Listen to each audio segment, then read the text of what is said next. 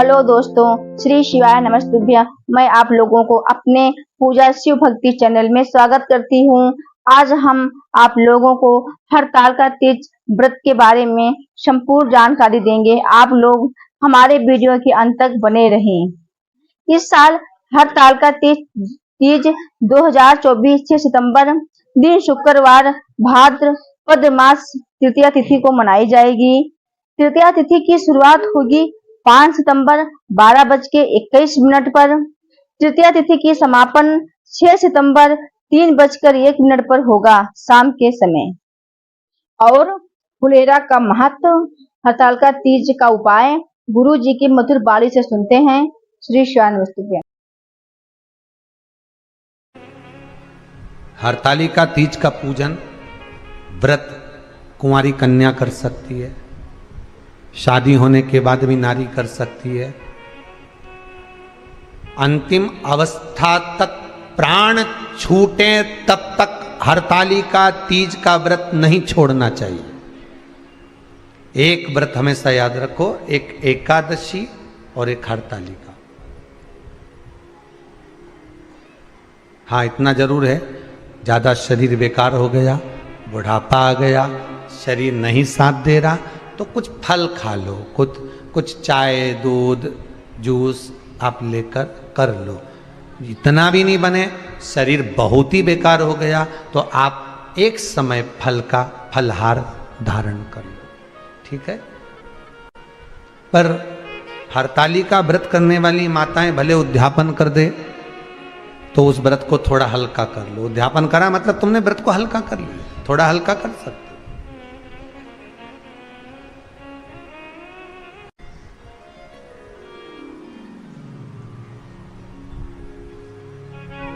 हरतालिका तीज का जो व्रत का उद्यापन करते हैं उसमें 5 चीज रखते हैं ना, 5 कपड़े स्त्री के, 5 कपड़े पुरुष के, 5 तरह का अनाज, 5 तरह का फलहार, 5 तरह का फल।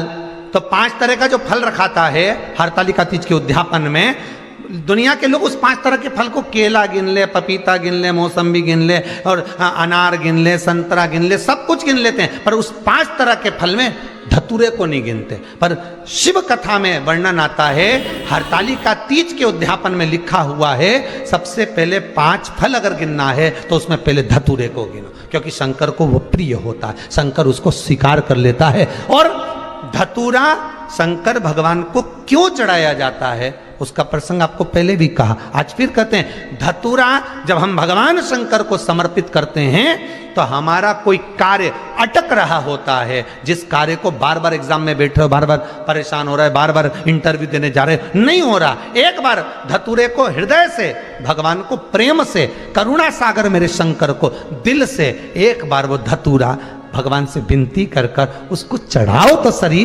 भगवान तुम्हारा कार्य सफल कर देगा। पर दिल से चढ़ाना, हृदय। हरतालिका तीज की पूजन करने वाले को चाहिए कि बालू का, मिट्टी का शिवलिंग बनाना चाहिए। फुलेरा जो बनाया गया है ऊपर शंकर जी के ऊपर लटकाने के लिए, टांगने के लिए, उसके नीचे शिव पार्वती गणेश जी की सुंदर बालू की मूर्ति बना लेना चाहिए,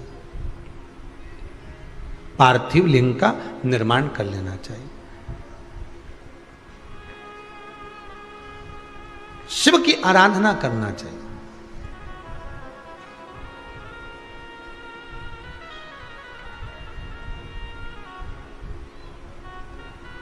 जो फल आपके पास में हो शंकर को समर्पित करना चाहिए, पूजन करना चाहिए, आराधना करो। सबसे पहली पूजन हरतालिका तीज की प्रदोष काल के अंतर्गत हो जाना चाहिए, शाम के समय पर। प्रयास करा करो प्रदोष काल के समय पर पहली पूजन हो जाए तो ज़्यादा अच्छा। पर लोगों की आदत रहती है कि 8 बजे तक, 8:30 बजे तक, 9 बजे तक पहली पूजन करें, फिर दूसरी आराम से, फिर तीसरी, फिर आराम से, फिर चौथी। तो ऐसा सब अपने अपने हिसाब से।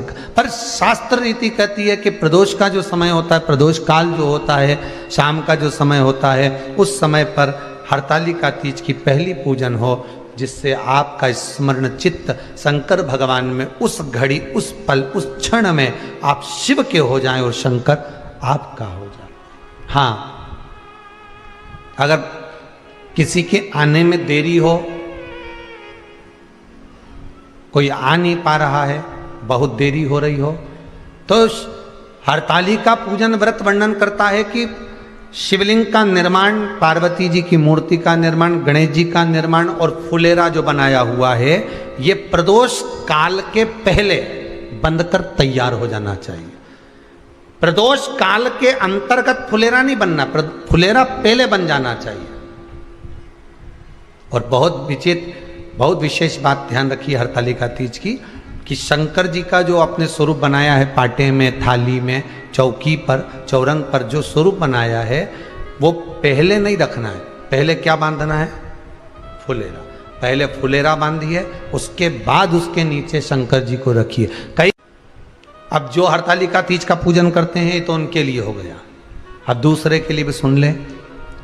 जो नारी हरतालिका तीज का पूजन नहीं करती, व्रत नहीं करती, साधना नहीं करती, उसके लिए भी कहा गया कि आप अगर ये व्रत नहीं करते हो तो एक कार्य जरूर करना, कहीं पर फुलेरा बंधा हो, हरतालिका की पूजन हो रही हो, 5 मिनट 10 मिनट निकालकर अपने आसपास के किसी पौधे में से पत्तियां लेकर या पुष्प लेकर, 5 वृक्ष की पत्ती या 5 वृक्ष के पुष्प लेकर शंकर भगवान को जब पूजन हो रही हो, 5 मिनट माताएं जब पूजन कर रही हों, तब आप भी उस पुष्प को, उस पत्तियों को शंकर को समर्पित कर सकते हो। ये नहीं चढ़ा सकते तो 5 फल नहीं चढ़ा सकते तो 5 कुछ भी पुष्प आदि का आप शिव को समर्पित करो।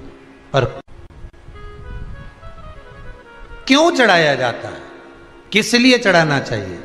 तो कहा, कन्या स्त्री अगर मान लो हरतालिका का व्रत नहीं करती, पूजन नहीं करती, आराधना नहीं करती, तो वो कन्या, वो नारी, वो स्त्री, वो पुरुष कार्य तो बहुत करेगा, दुकान भी 4 चलाएगा, व्यापार भी बढ़ाएगा, पर संपदा को जोड़ नहीं पाएगा। 1 रुपए कमाएगा, 1.25 रुपए खर्च वाला काम चलेगा। हस्त नक्षत्र में जो तृतीया पड़ती है, हस्त नक्षत्र के अंतर्गत जो तृतीया का महत्व कहा गया है, वो संपदा को बढ़ाती है, मनोकामना को पूर्ण करती है। इस नक्षत्र के अंतर्गत जो तृतीया आती है, वो मनोकामना को पूर्ण कर कर चली जाती है। इसलिए शिव की आराधना के लिए प्रथम माने। हस्त नक्षत्र में किया गया दान, हस्त नक्षत्र के अंतर्गत तृतीया के दिन किया गया पुण्य, हस्त नक्षत्र में तृतीया के दिन किया गया श्रृंगार, हस्त नक्षत्र में तृतीया के दिन करा गया अपना सुंदर सिंदूरा, भगवान का आनंद, 5 तरह के वस्त्र, 5 तरह के स्त्री के वस्त्र, पुरुष के वस्त्र, 5 तरह का फल, 5 तरह का अनाज, ब्राह्मण को बुलाकर ब्राह्मणी के साथ आप या तो ब्राह्मण से उद्यापन करवाएं या फिर आप स्वयं भी करते हैं तो शिव को समर्पित करके ब्राह्मण और ब्राह्मणी को भोजन कराकर वो भाग प्रदान करें। यही हरतालिका तीज के उद्यापन का वर्णन आता है। सुंदर भाव से हरतालिका माता आप सभी की मनोकामना पूर्ण करे। हर हर मा। वीडियो में गुरुजी ने हरतालिका तीज व्रत का उपाय और फुलेरा के महत्व के बारे में बताया है। हमारे दूसरे वीडियो में हरतालिका तीज व्रत का कथा, पूजा विधि, पूजा सामग्री, सुहाग सामग्री, नियम आदि के बारे में संपूर्ण जानकारी मिलेगी। हमारे दूसरे वीडियो का लिंक डिस्क्रिप्शन में मिलेगा, आप लोग ज़रूर जाकर देखना। अच्छा लगे तो लाइक, कमेंट, शेयर ज़रूर करना। धन्यवाद दोस्तों। हर हर महादेव।